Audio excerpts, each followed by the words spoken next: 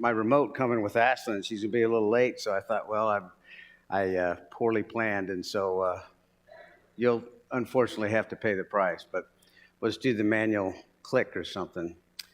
Today we're going to try to get the Hebrews past the Red Sea. This could be difficult for us, but this is certainly one of those events in history that I didn't want to really speed right through. We're going to try to take our time a little bit on it, just because I believe it's probably one of the greatest epics in the history of the world. Very few events like this have affected the world. Very few events show the finger of God so dramatically and drastically as it did here.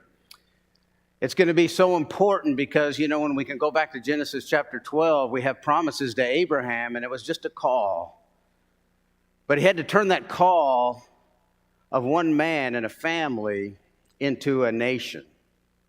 If you can, turn that mic down just a little bit back there. I just get a little feedback. But anyway, we're going to have to turn that family into an entire nation. And there's going to be a whole lot of things that have to happen because of the nature of man and, of course, the character of God. And so one of these things is he's going to bring them out of Egypt, and we're going to talk about some review later when we get a chance. But I call this the gospel according to Moses. There's really nothing about the gospel that isn't taught in the book of Exodus in a foreshadowed way. And we're going to talk about types and antitypes and what that means a little bit later on. But it's really just an incredible lesson of painting a vivid, vibrant picture of Christ's kingdom to come and all of the things that we're familiar with. And so we'll come to the Red Sea here shortly. But first, I want to reiterate maybe what we haven't done that well in. When we did an overview of Exodus, we started talking about the overview of the book, who wrote it, what the dates were. But it's kind of nice to go back into the history and to get us a little bit of a feeling of Egypt and what we're dealing with. These are statutes right here of the pharaohs that are on the Temple of Karnak, a mile road that leads from the Nile River up to this just incredible temple. You can see with the people in the foreground the size of that temple. When the Hebrews were in Egypt, the pyramids were ancient. Now, as you and I look at those pyramids, whether you're flying over them or whether you visit Egypt or you see a temple like this, then we start asking questions, particularly with the pyramids, and we say a very Western question is, how did they do that? That's not an Eastern question. An Eastern question is, why are they there? Yes, they're the tomb of pharaohs. But why in that fashion? And why is this temple here? Yes, the construction of it is beyond imagination to think that one of those pillars comes out of a rock quarry and took about 60 years of slave labor for one pillar. The roof of this temple, when we're done with it, is going to be 140 feet high. That's almost half the length of a football field. It's humongous. And the entire road is paved with blocks all the way down to the river, and it's going to have Ramses, and it's going to have all of these ram heads and all of these things on it. I'm going to try to stick this thing in here and see if, well, I don't even know how this thing works. I thought there was a stick on this. We'll just let that go. Anyway,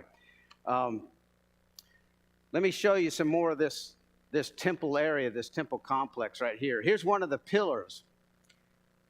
Now, you and I would call this design. We would hire somebody like David Baker or something like that. As somebody was building it, we would have somebody designing it so that it would appeal to you. That's not what this is.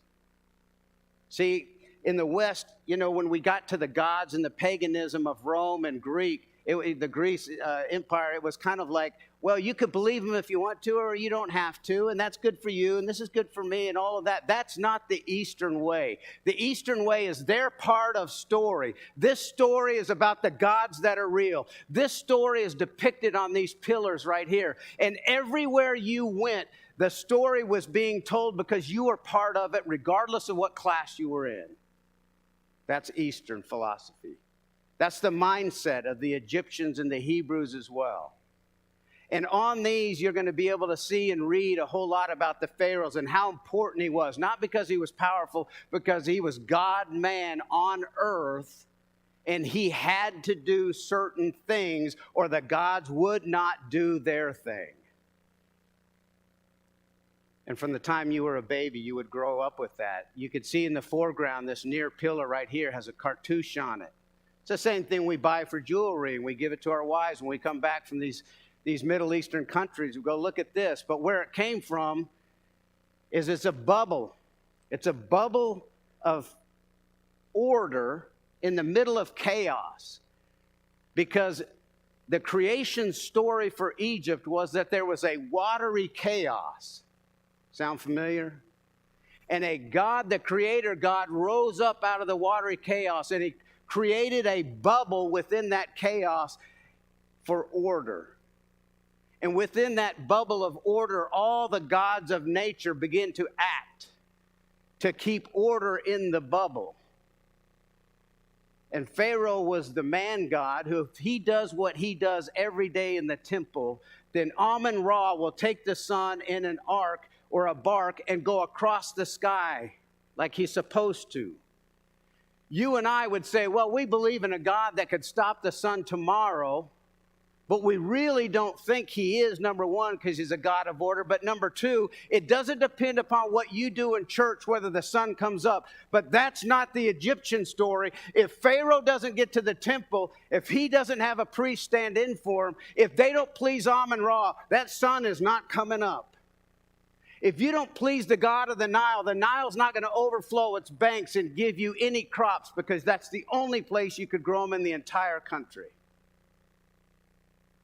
If you don't please the gods of nature, then your Mot, what they called Mot, the order of the bubble, begins to disintegrate. And these temples, you could see arches on the top. These high arches are going to have what Pharaoh's doing with the priests inside to keep the chaos at bay. Because you don't want it caving in on your Mot, on your order. As you get into the inner recesses past the court of the general population, you would get to a smaller part of the temple that becomes very dark and very ominous. And in that inside chamber, only Pharaoh or a priest was allowed. And when they got in there, there would be a golden statue, an idol, and a boat. But it wasn't that the God was there in the boat or at the idol. The idol only represented God. Kind of like a God that would say, I will meet you between the cherubim. I will be with you at the mercy seat. That's where my presence will be. The Hebrews would understand this.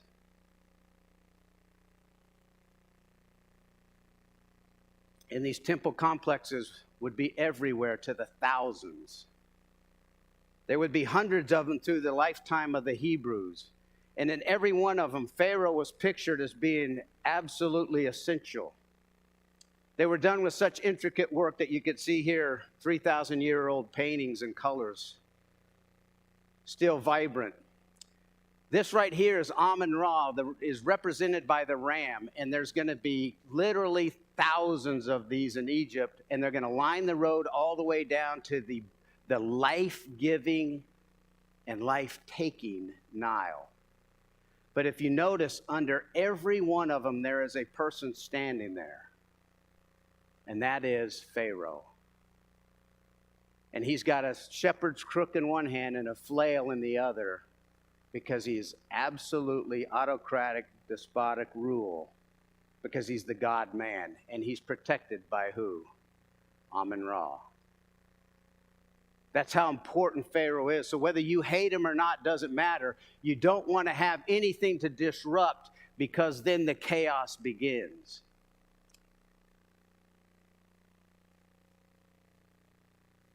There's a picture there of Pharaoh doing what he does in a cartouche-like fashion to keep chaos at bay. That's a picture of the size of a temple complex, just one of them. You would keep slaves in labor for thousands of years to keep these temples alive and built. But there's a price to pay for that story. The gods are nature. And in nature, the strong devour the weak. There's a price to pay if you're a baby and you're thrown in the Nile. There's a price to pay if you're old and you're in our way. There's a price to pay because life is cheap. There's a price to pay for the weak. There's a price to pay for the enslaved in that story. But that's the only story you've been told for 400 years. And you live in an area like that. Goshen, the best of the land.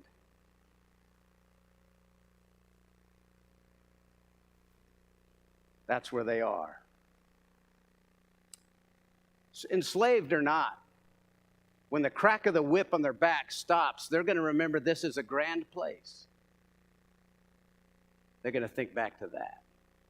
And you know what? That's only the nature of man. When the pain stops, it gets further away from you. If you notice where Goshen is, it's up here at the very top. It almost looks like the Mediterranean's got a triangle there, but it's not. That's actually the Nile River Valley, the delta. That's where Goshen is. So if you can see, the quickest way from there over to the other side of your map, from the left to the right as you're looking at it, would be about a 2-week journey for 2 million people. And they would be in the Promised Land. Pretty easy. Nothing to stop them.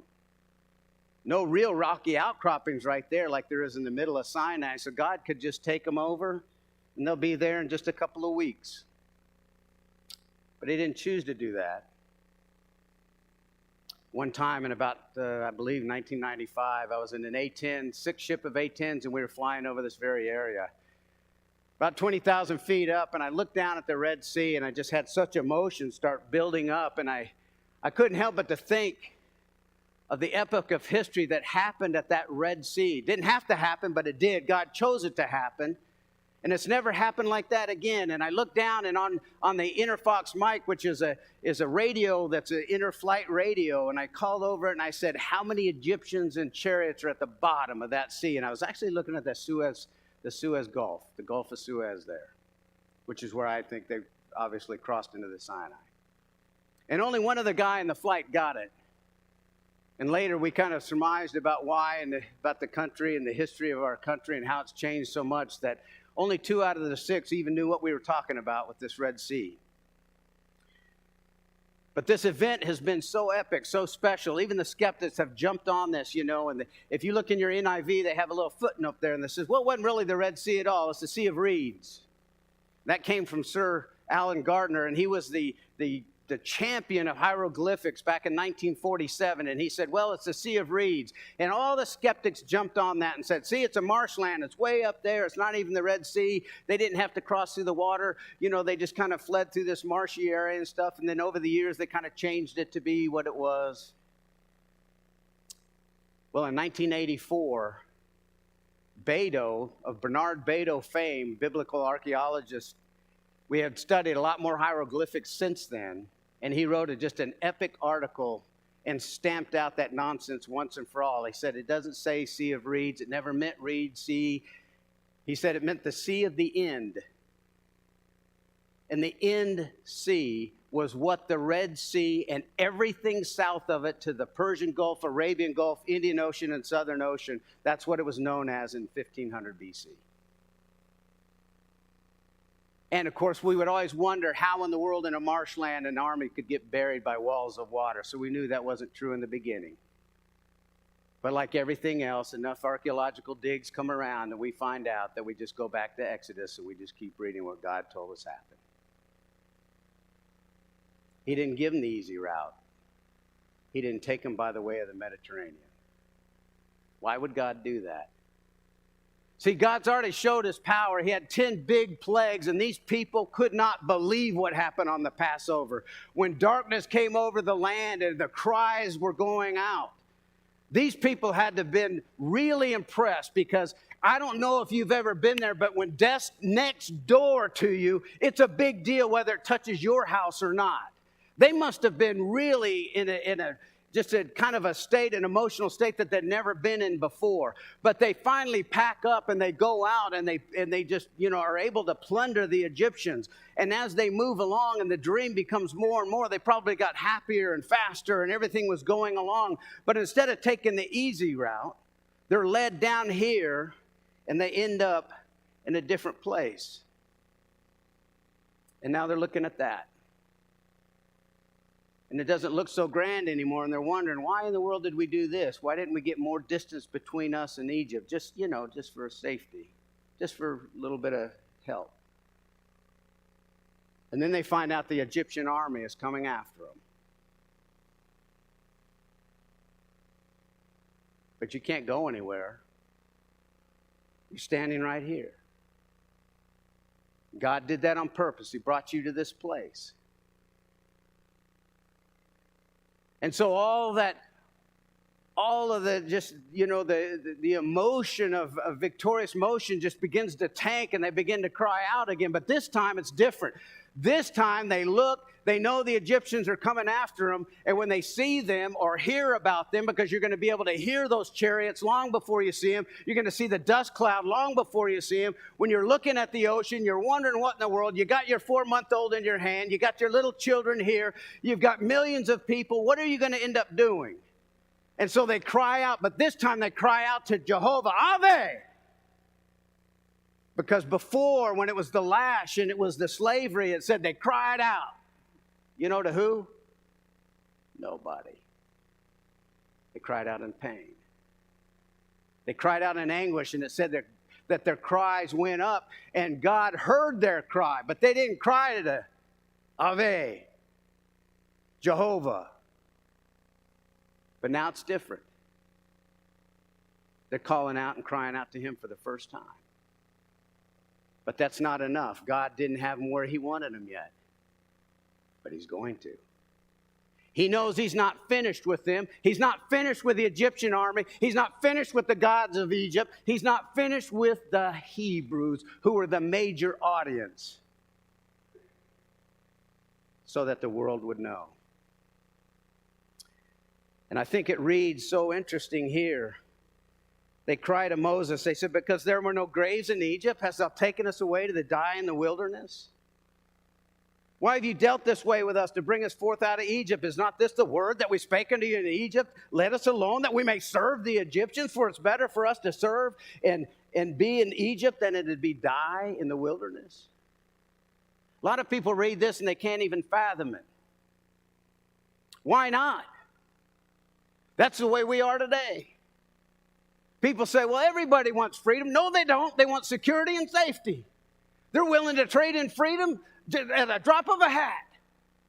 That's what we've done in this country. That's what people are doing all around the world.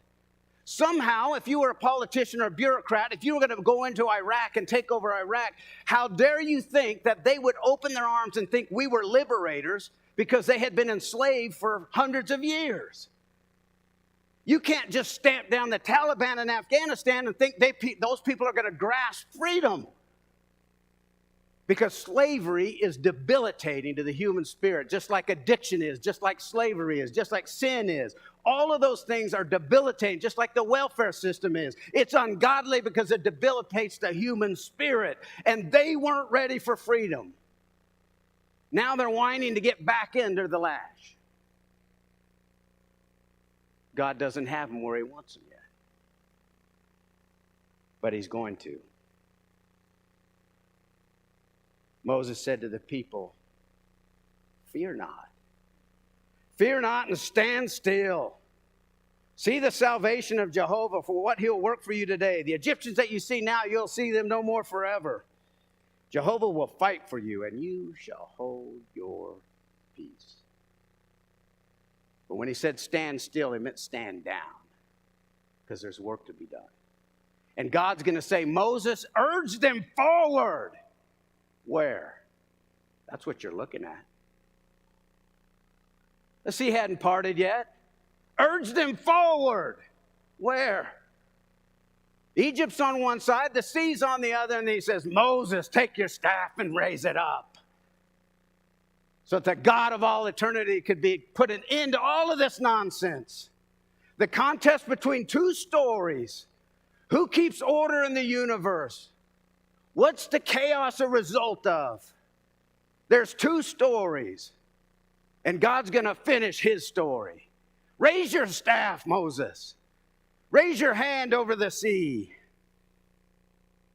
and urge them forward. Most certainly it wasn't this narrow. You don't get 2 million people across this in one night. But there's something in the Bible that tells you it's not this narrow. Later on, when we talk about the walls of water that return to their natural strength and start caving in, the Egyptians are going to flee from before it. That one you don't flee. It happens, and it's within a flash. You don't even have time to skip a heartbeat. But it was wide enough that those Egyptians saw it coming. Now we know the end of the story. If I asked you how much faith it would take for you to walk through there, you would think, this is great. We're just reenacting something. They weren't reenacting anything. They knew nothing about the end of the story. They hadn't seen Charlton Heston and the Ten Commandments. They hadn't seen any of this. They hadn't read a Bible. They don't know what the end of the story is. I know one thing. They had never seen walls of water.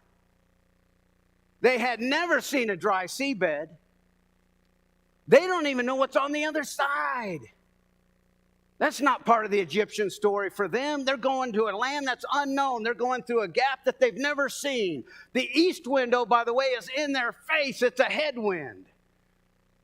Get on with it. Get down in there.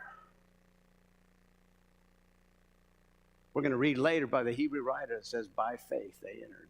They crossed. But more than that, when they go down in there, they've got Egypt behind them. Certainly they can hear them now. Certainly they see the dust. Certainly they know they're in trouble. Certainly you got death and slavery on one side. You got possible freedom on the other. But they had to do what? They had to trust in God and trust in Moses. And that's exactly what it's going to tell us when they're through. But to get 1 million people, it's an all-night journey through. The east wind that's blowing at them. And they're working and they're working and they're wondering and they're wondering. And you're towing your kids along and you just can't help but to think, how long is the walls going to stand there until you start coming out on the other side? And then it's not just, hey, let's just keep running. It's, come on, let's go. Get the women and kids back here. The men, help her out. Get the infirm, let's go. And as more and more people begin to emerge out of the bottom of the seabed, you can imagine the feelings. But there's a big problem. The Egyptians they had seen the same gap. Somehow God let them use the same gap. They're right there. They're coming. They're gaining on you. They have chariots with wheels on them. Until those wheels begin to come off. And I love the thoughts of the Egyptian army. It doesn't take them long. You know they must have been somewhat intimidated walking down into this, going down into a seabed that they had never seen, between walls of water, and then the wheels on your chariot start coming off. And they knew, we've done it again. You know, some people think that's not even true. After the 10 plagues, why in the world would Pharaoh and the Egyptians go in there unless God made them? Apparently, you've never dealt with somebody trying to convert them out of a slavery of sin.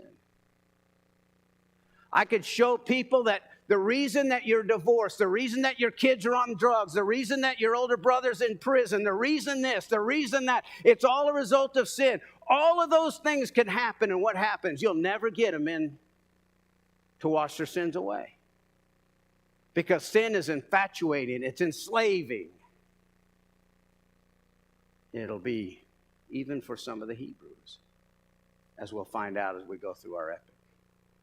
And as they come out on the other side, he says, Moses, raise up your hand, Moses. Always in the front, now at the gap, and all the children of Israel behind him wondering what's going to happen. Raise your arm, Moses. And the water returns to its strength. One simple phrase. You know what it would like for the Red Sea to return to its strength? I worked the recovery of Hurricane Katrina out of New Orleans. When you build a city below sea level and the dikes break at 2:30 in the morning, It doesn't matter how many lies CNN or anybody else tells you. The sea will reclaim a city. And it certainly was going to reclaim the seabed. And it must have been tumultuous. It must have been violent. It must have been powerful. And it was in the early morning hours when it returned to what they had seen. But there's a difference now. There's dead bodies washing up on the shore. Yeah, they're your enemy. But if you ever be able to go down the Basra Highway just a couple of years after the Gulf War, and we called it the Highway of Death, and there's these burned out tanks and burned out hulks and burned out cars, and you look at it and you just know your mind is telling you that's the most violent, just death and destruction everywhere for miles up to the Iraqi border. It's like walking in a cemetery. Everybody just gets quiet because the magnitude of the event. And I would tell you right now, at the beginning, there must have been a hush like there was no other. What just happened? Until that woman with that 4-month-old who kept thinking, how is this going to work? How is my family going to be saved? She may have been the first one. And then you hear it building. A crescendo of joyous praise to God. And like in any Eastern fashion, this instantaneously breaking out into the song of Moses. Listen to the words of this magnitude. I will sing unto Yahweh. He hath triumphed gloriously. Yahweh is my strength and my song. He has become my salvation. This is my God. I will praise him. No more the Egyptian story. No more the gods of Egypt. No more the in slavery. This is my God. I will exalt him. Yahweh is his name. The words of this are amazing. They say in verse 11, who is like you, Jehovah God? Of course they're asking that question. Who is like you? Who can do this? Who can take a nation out of slavery and deliver them into a nation of free peoples and destroy Satan and his forces and all of evil? If you don't know that song, I think we should learn it. Because Revelation 15 has us standing in front of the throne. And you know what we're doing together? Singing the song of Moses. Singing the song of Moses for eternity. Hebrews 11:29 says, by faith they passed through the Red Sea as on dry ground. That doesn't mean by faith the sea parted. That doesn't mean they had to have faith that God would do that. No, by faith they had to enter in and pass through. And I wonder why he says that. In 1 Corinthians chapter 10 we read, I would not have you brethren ignorant, that all of our fathers passed under the cloud and through the sea, and were baptized unto Moses in the cloud and in the sea. For they all ate of the same spiritual food. They drank all of the same spiritual drink. For they drank of the spiritual rock that followed him. The rock was Christ. Howbeit with all of them, God was not well pleased, for some of them were overthrown in the wilderness.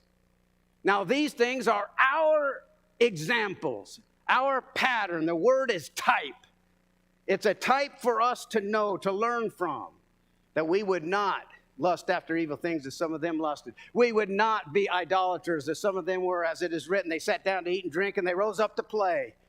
Look at verse 11 of 1 Corinthians 10. Now these things happened unto them by way of example, and they were written for our instruction or our admonition, upon whom the ends of the ages are come. You are in the last dispensation, my friends. That's what that says. You are in the last age. There will not be another age after this. There will not be another 1,000-year reign. This is it. And wherefore let him thinketh he standeth, take heed lest he fall. Do you know that phrase right there?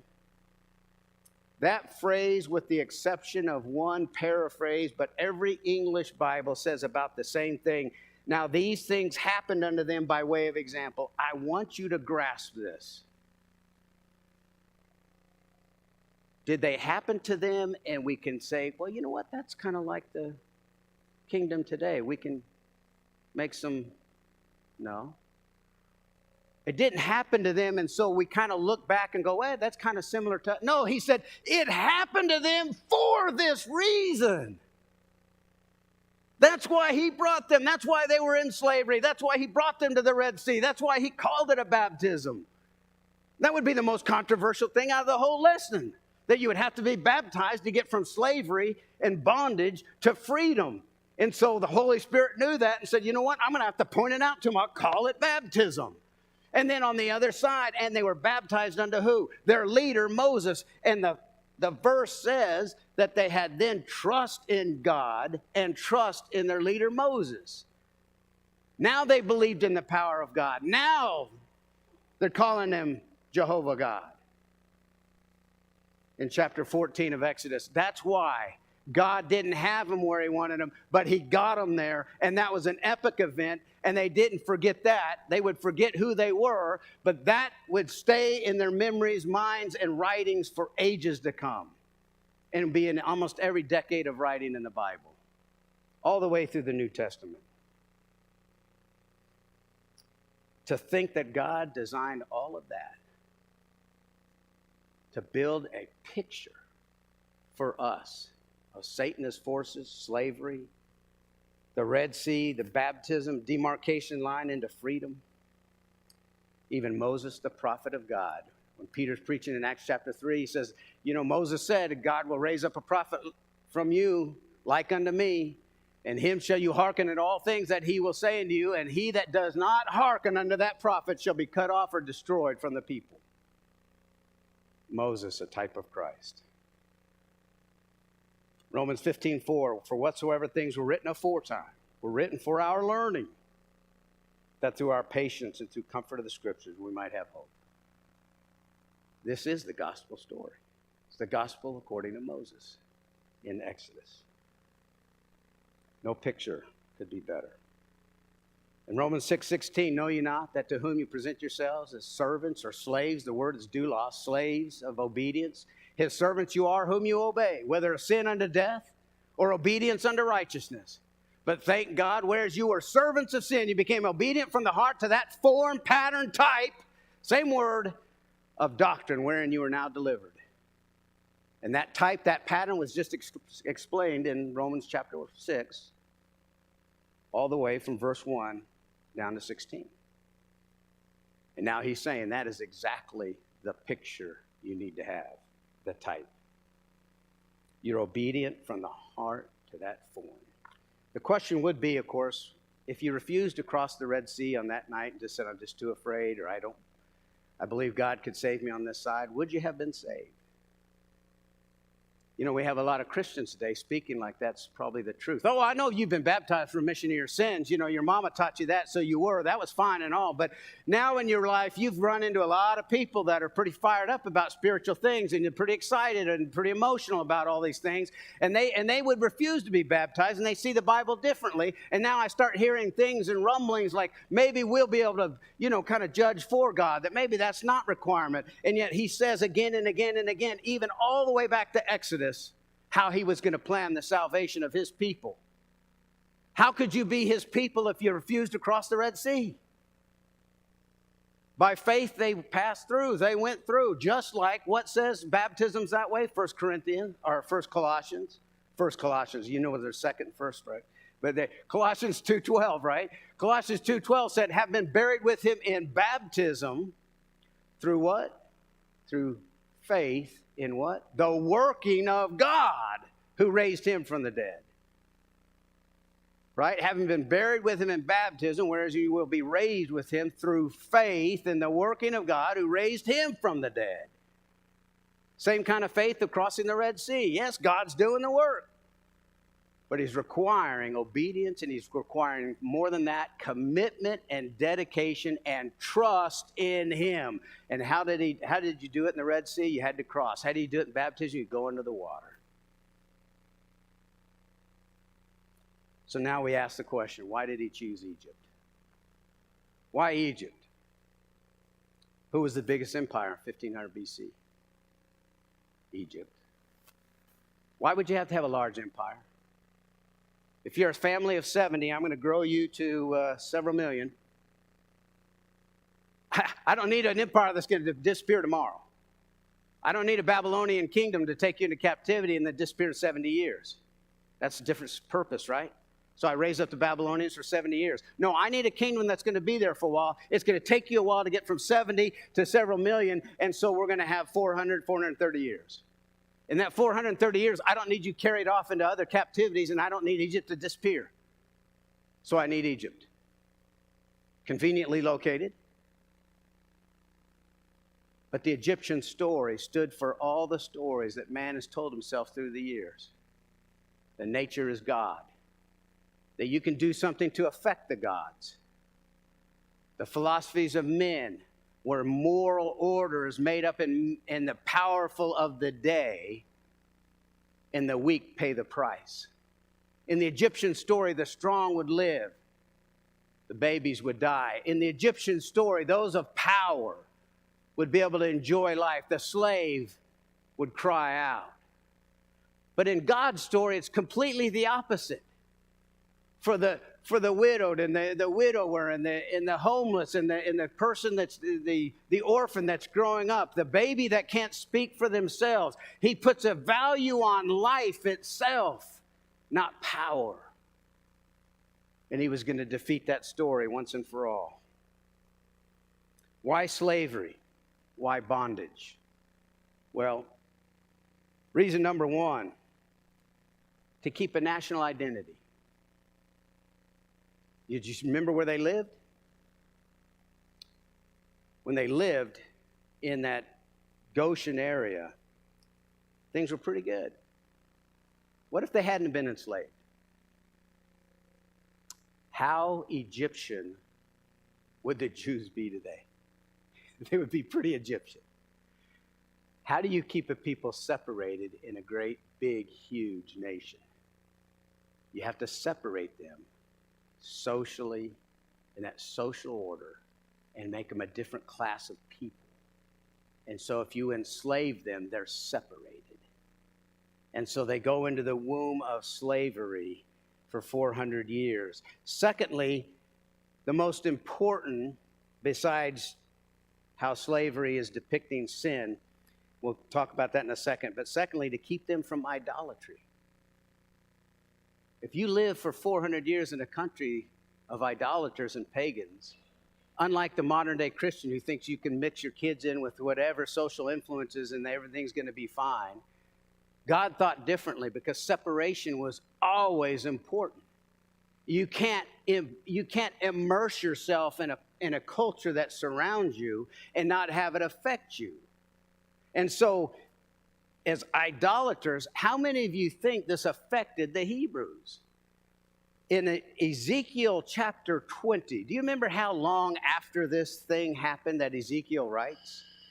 Ezekiel says, "Thus saith the Lord Jehovah, in the day when I chose Israel and sware unto the seed of the house of Jacob, made myself known to them in the land of Egypt.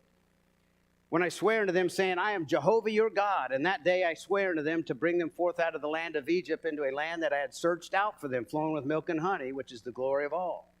And I said unto them, cast you away every man the abomination of your eyes, and defile not yourselves with the idols of Egypt. I am Jehovah your God.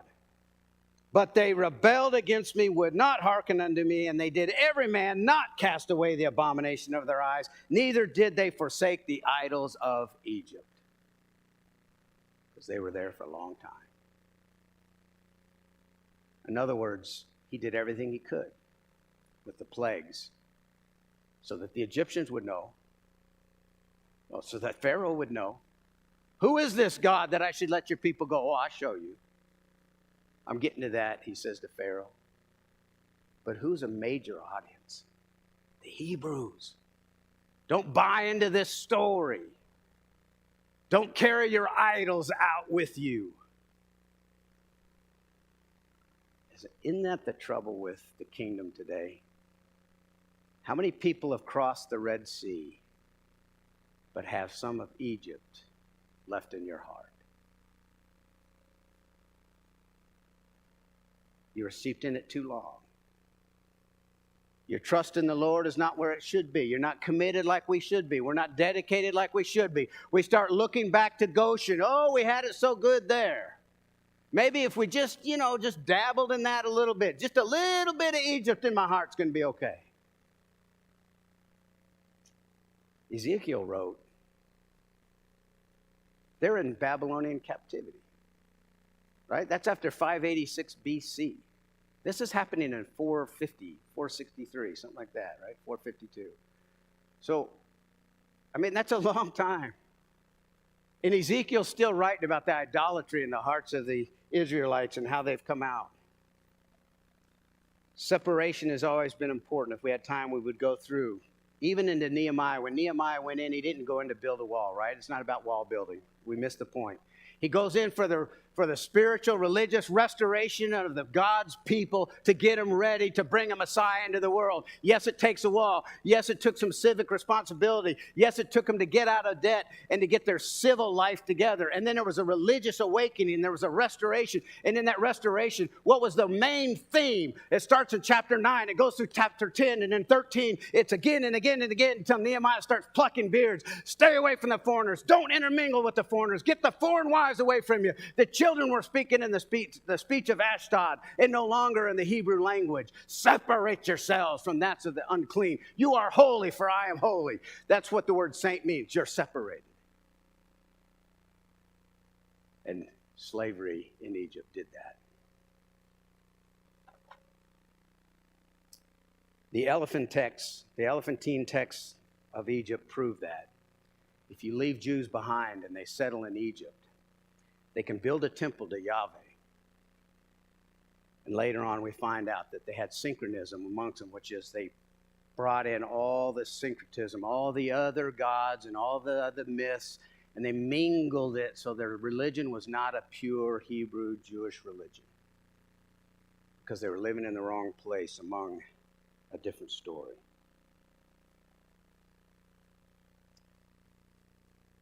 Thirdly, slaves want to leave. Sooner or later, slaves break down and they want freedom. When they taste it so bitterly, and he needed them to want to leave. Because later on, when the pain is not there, they're going to think of those nice leeks and cucumbers. In Numbers, they're going to start lusting exceedingly, and they're going to remember the fish. They're going to remember the cucumbers. They're going to remember the melons. They're going to remember the leeks. They're going to remember the onions. They're going to remember the garlic.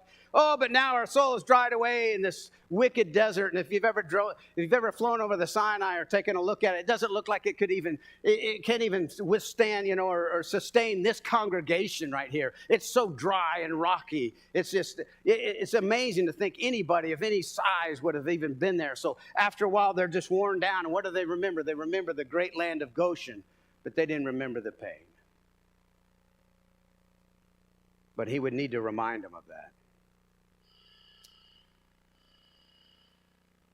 Lastly, all of man's mind, his hands, his wicked heart, the vain philosophies of this life needed to be destroyed once and for all, so that you and I too could trust in Yahweh, our God, so that we too, so your children could see you dance or see you sing and see you joyous when he delivers you from the darkness of something going on in your life, so you could too say, who is like you, Jehovah God?